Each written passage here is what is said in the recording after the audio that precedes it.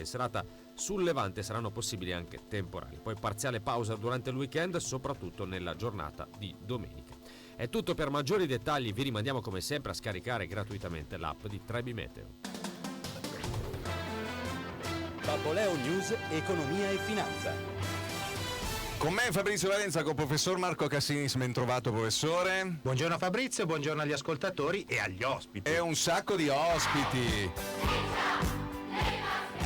Sono studenti i nostri ospiti, sono quelli del Vittorio Emanuele II Ruffini, Pietro Binello e Marco Santana, e del Gaslini Meucci, Alessandro Marotta e Giada De Bernardini, giusto? No, Bernardini senza è il già rimandato, non bocciato. Ma lei tra l'altro ha fatto il Meucci. Sì, io sono un ex alunno del Meucci. E ci vede poco. Ci vedo poco, mi sono anche scritto gli appunti piccoli, eccetera. Però non diventerete come me, anche se andate al Meucci. Questo spero vi conforti. Avete delle chance notizia. per il futuro. Perché sono qua questi ragazzi, professore? Ma c'è stato un bel progetto organizzato dall'Associazione Industriali da Confindustria Genova, un bel progetto con le scuole nell'ambito dell'iniziativa Genova Capitale della Cultura d'Impresa.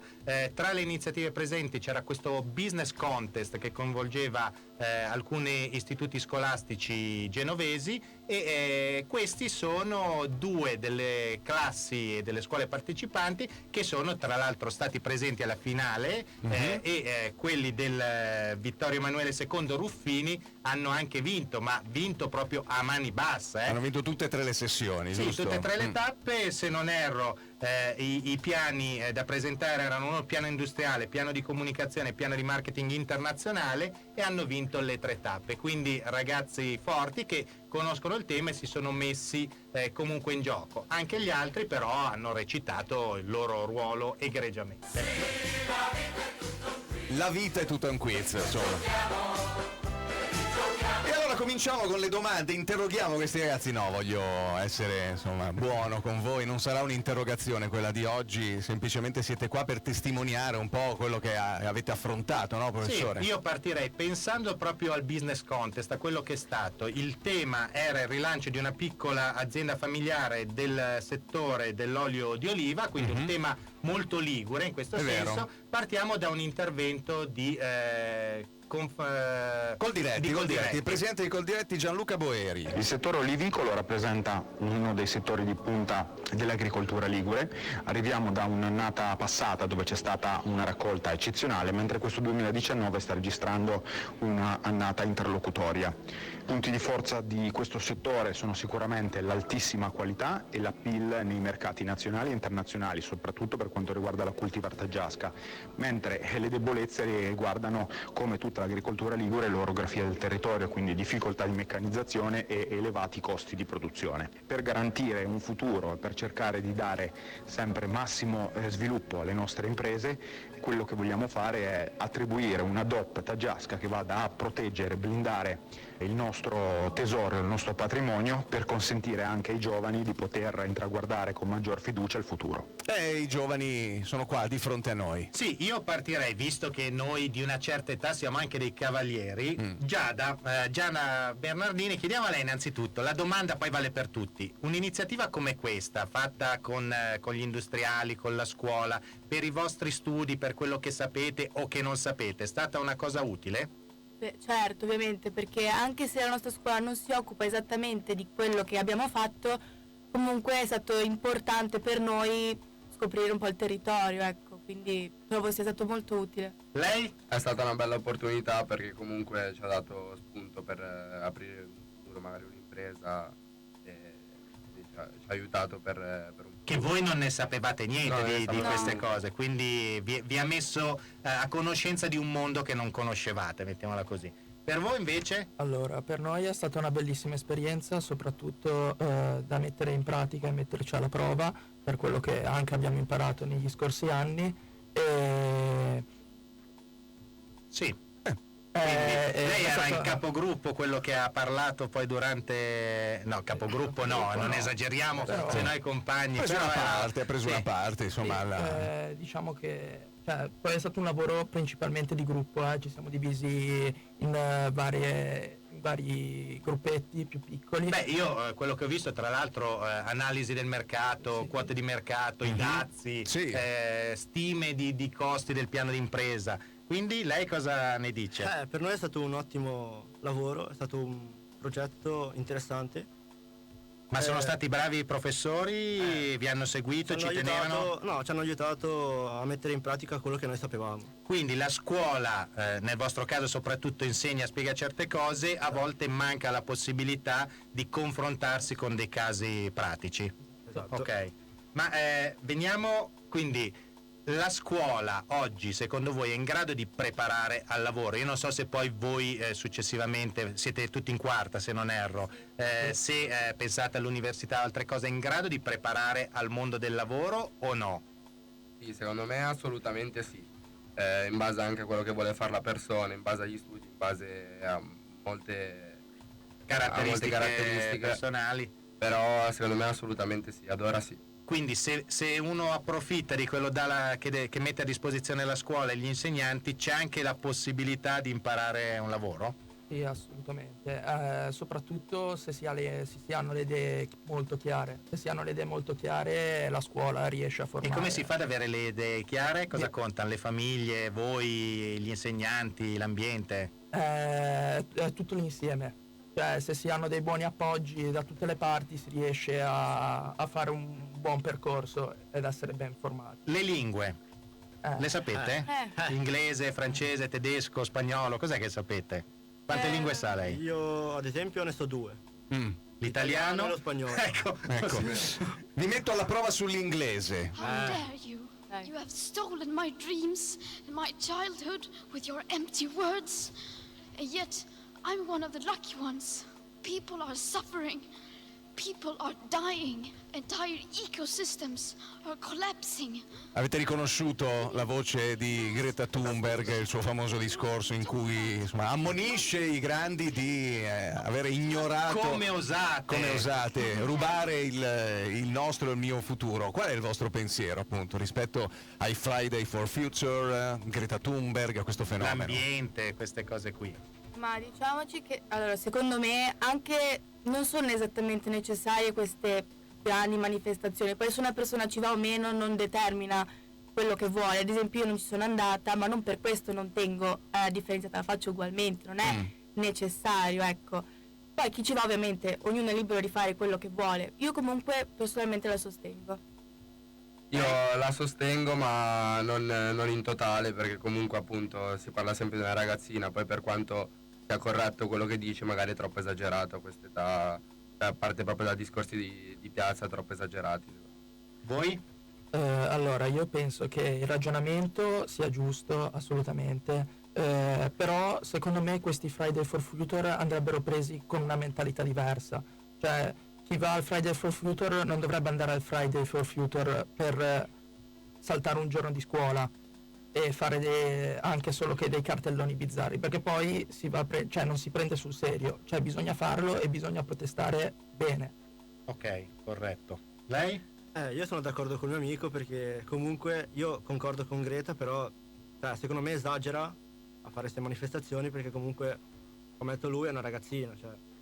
Quindi, da un lato da ragazzina è riuscita a conquistarsi la copertina di Time, eccetera. Però voi dite, da nostri coetanei ci aspettiamo che si facciano le cose, ci si creda, ci si impegni, ci sono altri sistemi. Ma secondo voi l'Italia e l'Europa sui temi ambientali come si sta muovendo? Si sta muovendo? C'è la plastic tax, sugar tax, queste cose qui, le sentite, le conoscete queste cose o no? Sono utili? Allora, diciamo che l'Europa sembrerebbe muoversi abbastanza bene. Il problema sono gli altri stati come magari Stati Uniti e Cina o Brasile stanno facendo tutto il contrario per andare verso a un futuro senza carbone, petrolio, cioè sull'inquinamento proprio. Certo. Piace molto che si interessino ne di sanno più di attualità noi, quasi qua. Beh, ci vuol poco per quanto mi riguarda. Anche il professore. Brasile con Bolsonaro è una chicca. Sì, cioè. tanta roba. E una delle cose che vi posso dire è che questo cronometro è arrivato a 0 e che quindi insomma ci ha fatto piacere avervi qui e darvi la vetrina giusta per l'impegno che avete profuso nel portare a termine questo lavoro, e vi aspettiamo in un futuro magari nostri ospiti come manager d'aziende o come protagonisti insomma in generale del vostro futuro. Vi ok? ringraziamo. Grazie. Grazie a Torniamo voi. con Grazie a voi. economia, società e finanza tra pochissimo con un altro ospite. Il capodanno delle rotonde di Garlasco. Nella notte più lunga dell'anno Arriva DJ Antoine. DJ Antoine al grande capodanno della discoteca Le Rotonde. 4 sale 4 generi musicali, musica e spettacolo fino alle 7 del mattino. Capodanno alla discoteca Le Rotonde con DJ Antoine. Via Leonardo da Vinci 48, Garlasco Pavia, a 20 minuti da Milano. Scopri tutte le formule al 331 299 2776 o su lerotonde.com. Non ci sono più le mezze stagioni, ma c'è il clima ideale dei fratelli da Bove. Dal 1959 riscaldamento e climatizzazione delle migliori marche come Junkers Bosch. Servizio dal progetto all'assistenza. Fratelli da Bove, via Passaggi 2, Genova, 800 092 077. Saltimbanchi, poeti, cantastorie, musici e danzatori. In Valle d'Aosta, ai piedi del castello Gamba di Châtillon, il Natale dei più piccoli è un viaggio da fiaba tra giochi, racconti, numeri circensi e laboratori di robotica Lego, avvolti dal profumo delle caldarroste e della cioccolata calda. E a San Vincent, tra un po' di shopping e le emozioni di una vera pista di pattinaggio su ghiaccio, l'appuntamento per i più piccoli è con gli elfi della Fabbrica dei Doni e con la Magic Globe per una foto indimenticabile con Babbo Natale. Per orari e informazioni www.lovevda.it. La mia porta è forte, bella, l'ho comprata da Podella. Se la porta vuoi più bella da Podella devi andare. Vieni a vedere come realizziamo la tua porta blindata nella fabbrica di via Borzoli 96. Di tutte le misure, per ogni gusto e a prezzi imbattibili. Showroom in via Montecchi, angolo via Siffredi a Genova Sestri Ponente. Podellaporte.it. La tua sicurezza a prezzi di fabbrica. La magia di un musical, l'incanto del Natale. E Christmas Carol, la storia fantastica del ricco e avaro Scrooge, diventa musical. Sabato 28 e domenica 29 dicembre al Politeama Genovese. E Christmas Carol, il musical di Natale. Info su politeamagenovese.it.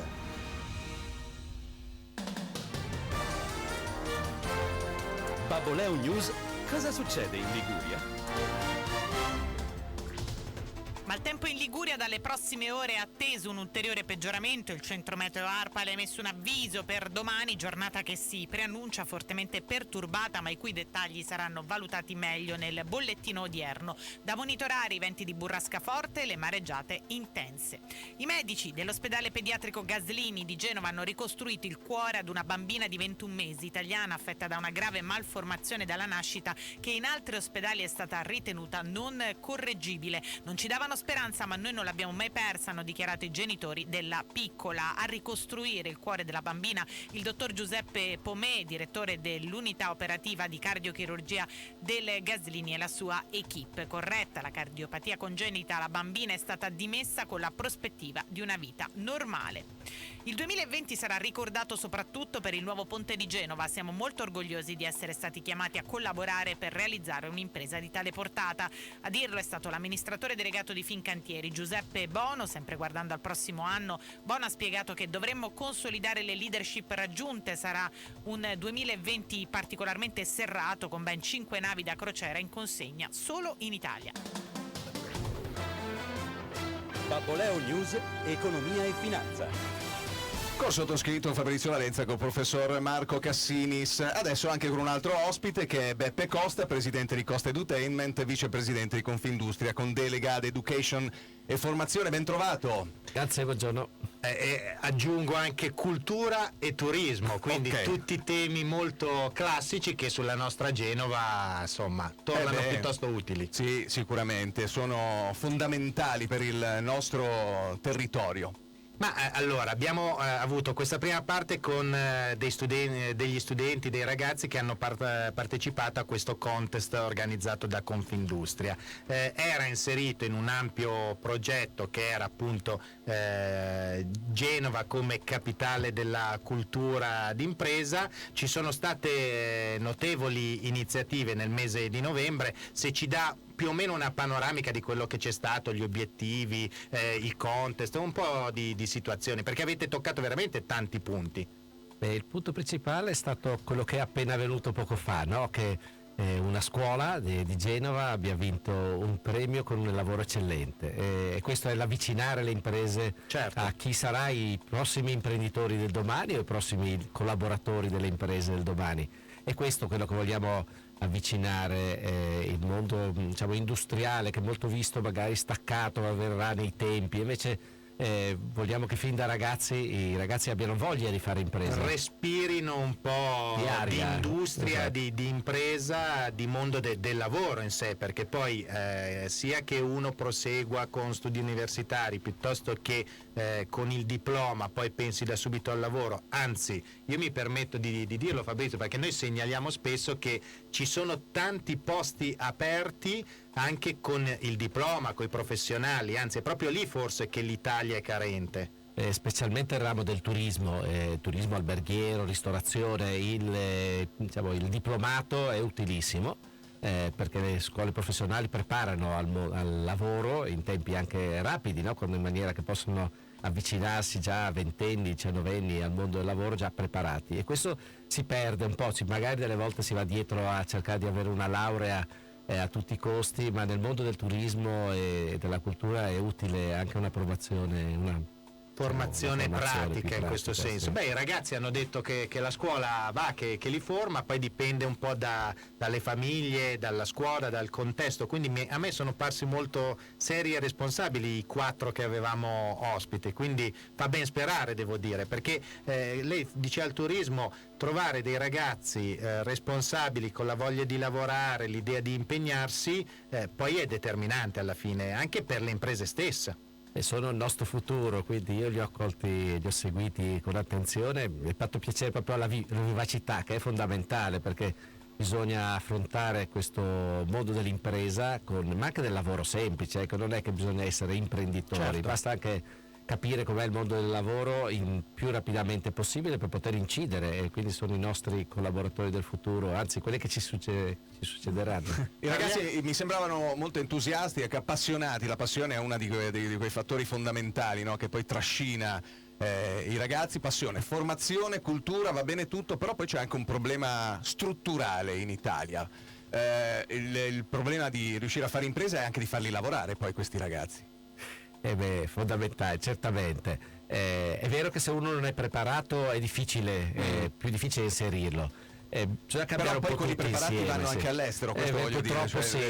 Voglio dire che le opportunità forse bisogna anche sapersene creare sotto un profilo proprio strutturale, magari intervenendo su quelle 2 o 3 cose. Ho le mie solite 2 o 3 fisse che il professore conosce perfettamente: il cuneo fiscale, la giustizia, quelle cose che rendano alle aziende straniere appetibile l'Italia, e poi ci aiuterà la Brexit. Adesso forse ce ne vanno di meno in Inghilterra in questo settore, purtroppo, devo dire, sono perché così sicuro che entreranno meno gente in Inghilterra, perché con la Brexit si formerà un'economia diversa, e quindi gente che vedrà il mondo in maniera diversa, quindi non europeo, troveranno magari spazio lì, quindi non sono sicuro che andranno meno gente in Inghilterra. Però è vero che tutto il sistema che un po' che deve cambiare. Noi stessi imprenditori, magari più anziani, dobbiamo avere più il coraggio di investire sui giovani, e questo è il messaggio che vuole dare Confindustria, specialmente Confindustria Genova quest'anno. Abbiamo fatto anche un libro fatto di 8 racconti, il primo spero di una serie, di alcune aziende genovesi, scritte da degli ottimi scrittori, facendo vedere le imprese in maniera diversa. Sì. Passiamo alle note dolenti, sentiamo l'ex ministro Treu con il CNEL che cosa dice. Noi dobbiamo uscire da questa situazione di stagnazione economica che affligge l'Italia, e quindi puntiamo molto sul rilancio dell'economia verde, il Green New Deal di cui parla anche l'Europa.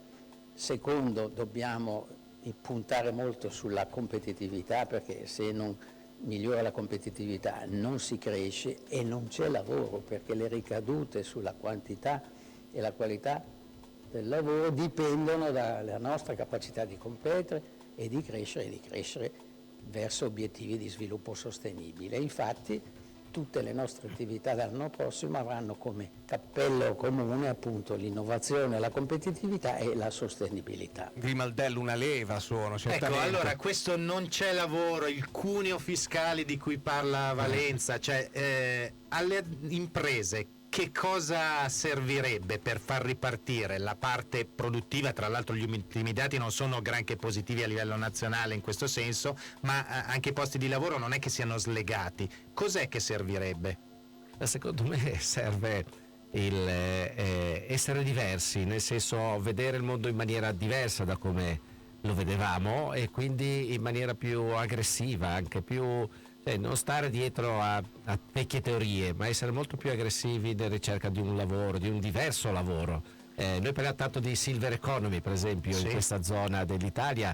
La silver economy la fanno i giovani, i silver siamo gli utenti, ma sono i giovani che devono lavorare su questo. E per le imprese lei dice cosa potrebbe tornare utile, perché secondo me se parliamo di cuneo, cosa probabilmente avere l'idea di un future, cioè di un futuro, di una stabilità e della possibilità di lavorarci con una prospettiva a 5-10 anni e magari la parte fiscale che anche incentivi certe tematiche, anche se non è tutto poi alla fine.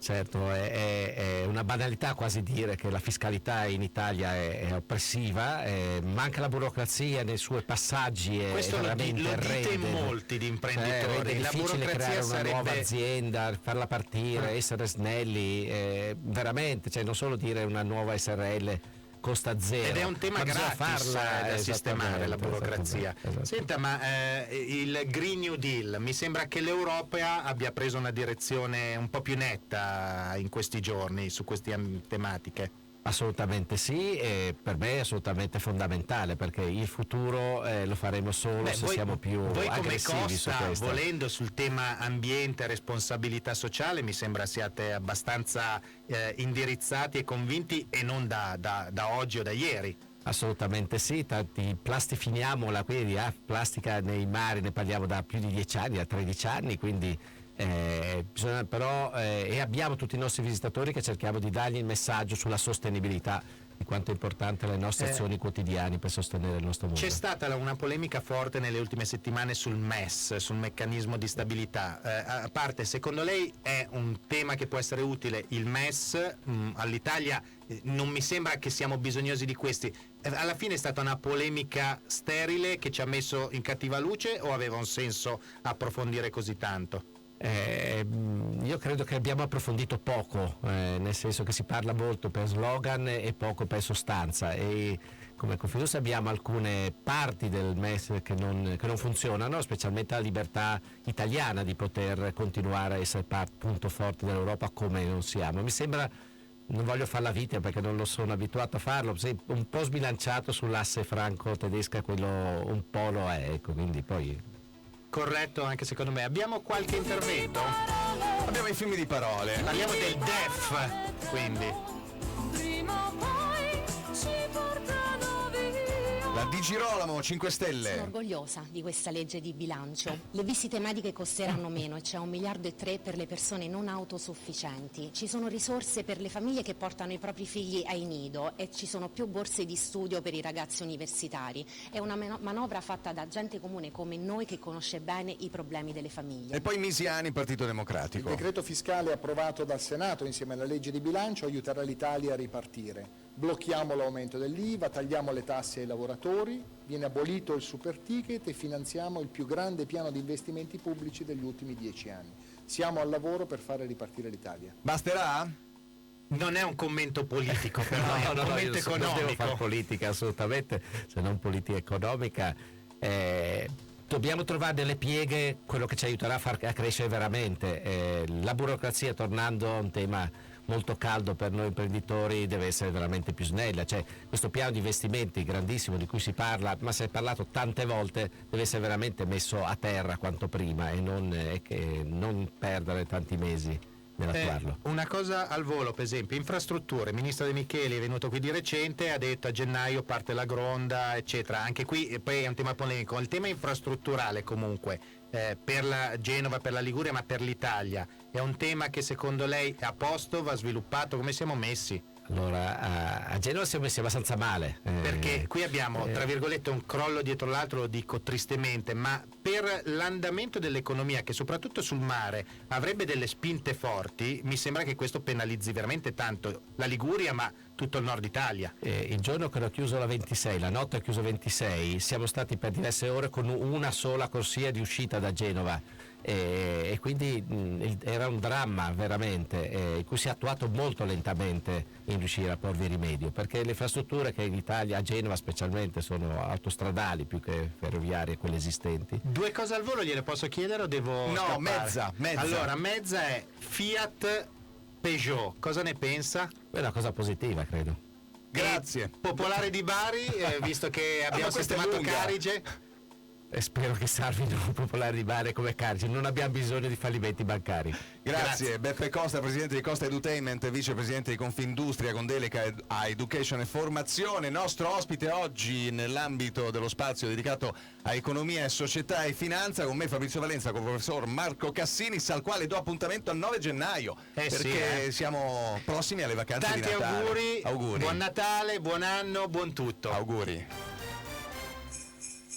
Non c'è Natale senza Babbo Natale, che rende tutto ancora più speciale. non c'è Natale senza regali, Che suona bene con sperlari. non c'è Natale senza Zanzibar, Che sulla tavola è la superstar. Non c'è Natale senza Sperlari. Zanzibar, delizioso cioccolato gianduia con nocciole intere dal 1836.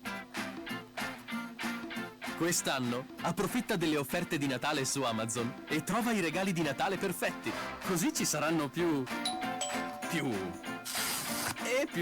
Grazie, non dovevi. Grazie ai folletti di Natale che mi hanno aiutato.